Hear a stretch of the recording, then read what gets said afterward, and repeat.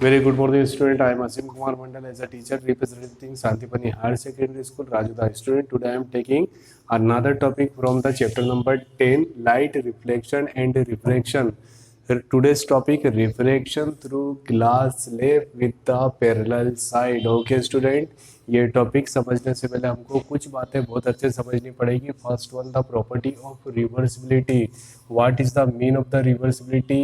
Air to water will be equal of reciprocal of water to air. ठीक है. In the question we study about the glass slab. तो आप यहाँ पर glass ले लीजिए. Air to glass will be equal of glass to air. That means हम कहीं ना कहीं ये भी बोल सकते हैं air to glass into glass to air will be equal of 1. This is a property of reversibility. First one. Second चीज हमको बहुत अच्छे से समझनी पड़ेगी about the density. What is the mean of the density? मैंने बार बार बताया है density will be equal of mass into volume. ये हमारा फॉर्मूला होता है. बट अगर जो हम डेंसिटी देखें तो एयर की डेंसिटी कम होगी, वाटर की डेंसिटी ज़्यादा होगी, ग्लास की डेंसिटी उससे ज़्यादा होगी. दैट मीन्स जो मीडियम जितना हाई, ठीक है, मतलब मैं बोल सकता हूँ जो जितना डार्क होगा, जो जितना सॉलिड होगा, उसकी डेंसिटी भी उतनी हाई होगी. Okay student. Density depends on the molecular force between the molecule of the matter. Okay, high molecular force, that means a high density. Low molecular force between the molecules are defined the low density. So यहाँ पर अगर जो हम यहाँ पर दो medium की बात करें, let we consider this is a air medium and this is a glass medium. ठीक है. This is any normal if any beam of light insert from air to glass medium, that means low density to high density. Low density medium are known as the rare dense medium. और high density जो होता है उसको अपन क्या बोलते हैं? Denser. तो अगर जो कहीं पे भी लो डेंसिटी से हाई डेंसिटी में इंसर्ट होगा तो ध्यान से देखिए student, bend toward in the direction of normal. ठीक है. This angle will be equal of i and this angle will be equal of r such that we can say according to the principle of reflection we can say angle I will be equal of angle R.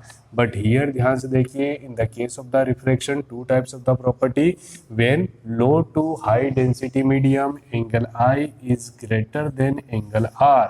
अब यहाँ पर हम same चीज कर रहे हैं, but these medium are defined as the glass and these medium are defined as the air medium. So denser to rarer, in the case of the denser to rarer, ठीक है, ये ऐसा जाना चाहिए था बट बेंड्स, ठीक है, opposite direction of normal. This angle defined by r and this angle defined by i such that we can say. मैं आप सोच रहे हो कि सर बहुत जल्दी ले रहे हैं, क्योंकि ये जो टॉपिक है ऑलरेडी लास्ट वीडियोस में आपने देख रखे हैं. ठीक है. So this angle r will be greater than i. Two types of the relation for the refraction. Okay student, angle I greater than R, angle R greater than I. In the case of the reflection angle I will be equal of R, but in the case of the refraction angle I not equal to R depends on rarer to denser or denser to rarer. First one, principle of reversibility. Second, rarer to denser and denser to rarer. Third one student, according to the principle of reversibility we seen air to glass will be equal of glass to air, but today we have to prove angle I will be equal of angle E. What is the mean of the E? E, that means the emergent angle. Okay student, we have to solve I equal to E. refraction through glass slab with the parallel slide. मैं आपको समझाता हूँ. Let we consider this is a glass medium and this is a air medium. The density of air medium is low and the density of glass medium is high as compared to air medium. Low density medium are known as rarer medium and high density medium are known as the denser medium. जिसकी density कम होगी rare medium, जिसकी density ज़्यादा होगी उसको हम क्या बोलेंगे? Denser medium. Okay student, ध्यान से देखिएगा. ठीक है. इससे पहले हमको एक छोटा सा टॉपिक और समझना चाहिए, Snell's law. What is the mean of the Snell's law? Snell कौन थे? ठीक है, ये एक साइंटिस्ट थे जिन्होंने, ठीक है, आई और आर में एक रिलेशन को इस्टेब्लिश करा है, mu will be equal of sine I by sin r. What is the mean of the I that means the angle of incidence, and r that means the angle of refraction. What is the mean of the mu that means a refractive index of medium. आप ये बोलेंगे sir ये practical life में क्या होता है, तो फिर से एग्जांपल लूंगा। जैसे फॉर एग्जांपल आप मार्केट में एक मिरर परचेज करने गए, आपके विंडो पे एक मिरर लगाना आपने परचेज करा, बोला आपने 4x4 का मुझे मिरर चाहिए, उन्होंने बोला 1000, दूसरा है 1200, फिर 1500, 1800, 2000। तो आप बोलेंगे सर सभी मिरर तो सेम है, तो what is the basic difference, इनकी कॉस्ट अलग अलग क्यों है। तो शॉपकीपर आपको बोलेगा क्या बोलेगा, क्वालिटी। हम सिंपल भाषा में बोलते हैं, जनरल लैंग्वेज में बोलते हैं क्वालिटी, बट साइंस की लैंग्वेज में quality that means a reflective index. Okay student, so reflective index mu will be equal of sine i upon में sine r. What is the mean of this sentence, Snell's law. तो ध्यान से देखिए, let we consider P Q R S first point of answer, ठीक है, diagram. Second one is the explanation and third one is the derivation. We have to prove angle i equal to angle e. आप सोच रहे होंगे what is the mean of the e that means a angle of emergent, i that means a angle of incidence. First one P Q R S that means a glass slab, and here air medium, downside another air medium. So air medium consists the low density as compared to glass, so these medium are known as rarer medium and these medium are known as the denser medium. जब भी आप दो medium लेंगे तो जिस medium की density कम है उसको रेयर मीडियम बोलेंगे एज कंपेयर, और जिसकी डेंसिटी ज्यादा है उसको आप डेंसर मीडियम बोलेंगे। Let we consider M N and m dash n dash are two normal. What is the mean of the normal, जो भी सरफेस पे परपेंडिकुलर होता है उसको हम क्या बोलते हैं, normal, which consist 90 degree both side. Okay student, so m and n, m dash n dash are two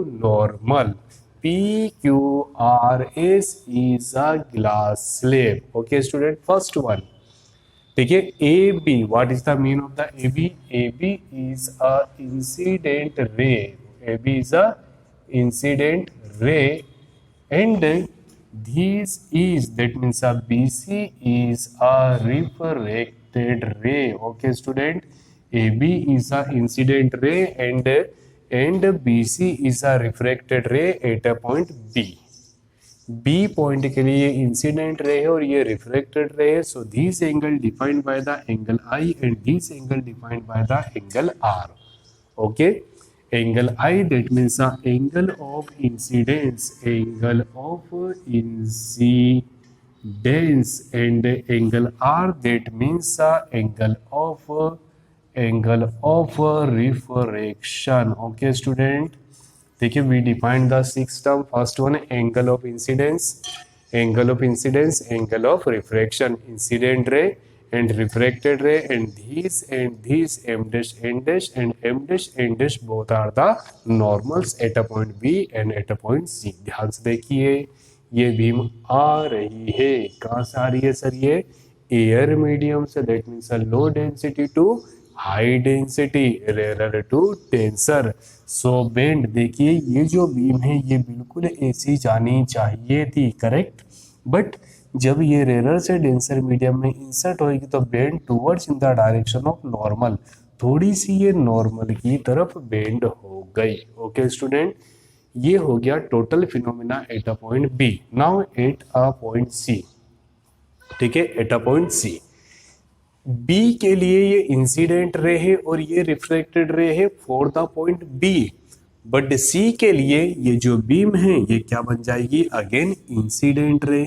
आप सोचेंगे सर यही बीम है, इसके दो नाम कैसे हो सकते हैं, बिल्कुल हो सकते हैं sir. For example your father is a father for you, okay, पर वो किसी और के लिए अंकल भी तो हो सकते हैं, तो एक ही पर्टिकुलर व्यक्ति के दो या दो से ज्यादा भी आइडेंटिटीज हो सकती है। सिमिलरली यहाँ पर बी वाले पॉइंट के लिए इंसिडेंट रे है और ये रिफ्लेक्टेड रे है, ये आ रही है और ये जा रही है, तो ये इंसिडेंट और ये रिफ्लेक्टेड, बट सी के लिए ये इंसिडेंट रे है और ये रिफ्रैक्टेड रे है, बट ध्यान से सुनिएंगे, the last refracted ray are known as emergent ray. Okay student, last refracted ray are known as emergent ray and angle. So, due to this ray, this angle are known as angle of emergent. Angle of emergent represented by small e. Student, I that means a angle of incidence, R that means a angle of refracted. जब हम refraction पढ़ेंगे, that means a R that means a angle of reflection. But in the case of the refraction, R that means a angle of refraction. Here E that means angle of emergent due to this. ध्यान से देखिए, ये जो है n angle n m c m dash create a z. What is the mean of the z? Z means both lines are parallel to each other and angle between the two parallel lines are known as equal angle by property of alternate angle. So we can say this angle will be equal of these, that means the angle R will be equal of angle R. Okay student, here angle I that means the angle of incidence and R that means the angle of reflection at a point B, but here R that means angle of incidence. Angle of incidence आप देखेंगे R मतलब angle of reflection या angle of reflection होता, but यहाँ पर R को हम क्या बोलेंगे, angle of incidence, because these ray are known as incident ray. Okay student, first one, this is a incident ray and this is a refracted ray for the point B. For the point C, this is a incident ray and this is a emergent ray. Due to this ray, this angle will be equal of I, and due to this emergent ray, this angle will be equal of E. We have to prove angle I will be equal of E. Now time to define a derivation. Student, now we take the important part of the question. Derivation, we have to prove angle I equal to angle of E on the basis of the Snell's law. Student, at a point capital B, here this is a incident ray and this is a refracted, angle I and angle R. So by Snell's law,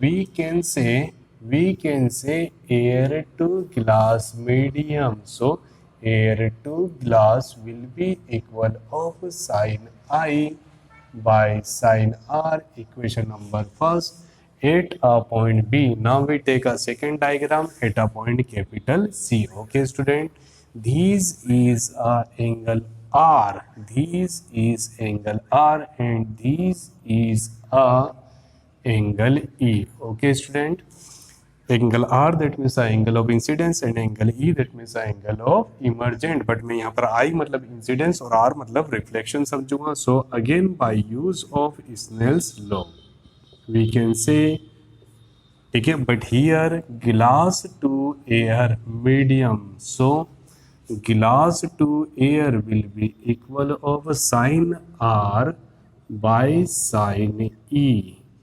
Equation number second, by use of the equation number first and second, multiply between the equation number first and second, LHS will be multiplied by LHS, air to glass into glass to air will be equal of sin I by sin R into sin R into sin E. Okay student, ध्यान से देखेंगे, air to glass, glass to air will be equal of sin I, sin R, sin R, sin E. But we know that very well angle of incidence will be equal of angle of emergent. ये मैं एक case ले रहा हूँ, ठीक है, ध्यान से देखेंगे. Case number first, when I will be equal of E, that means the angle of incidence will be equal of angle of emergent, such that ठीक है, I will be cancelled by E. When I will be equal of E and R will be equal of R, then we have to prove air to glass will be air to glass into glass to air will be equal of 1. This is a principle of reversibility. So student, we proved air to glass into glass to air will be equal of 1. Now we taking again this equation, that means air to glass into glass to air equal to sin I by sin R into sin R by sin E. Student, sin R will be cancelled by sin R, that means air to glass into glass to air will be equal of sin I by sin E. By use of principle of reversibility, we can say this statement will be equal of 1 such that sin I upon में sin E.